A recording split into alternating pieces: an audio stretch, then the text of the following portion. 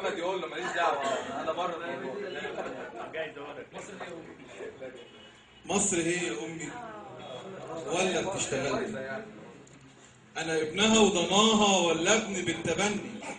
بتفرق ليه ما بيني وبين اخويا الكبير، وتطلع ليه في عيني لاجل ما يلبس حرير، وتقول لي اصبر شويه يا ضنايا يا نور عينيا، امي بتضحك عليا ما انا شايف خير كتير.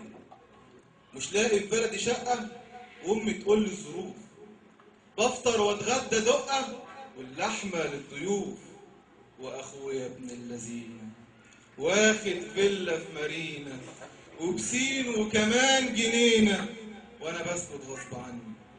مش لاقي وظيفه ليا اصرف منها واعيش، وما عنديش محسوبيه، بالتالي دخلت جيش. واخويا حظه نار وبيقبض بالدولار، امي بتديله كوسه وتصدر لي الخير.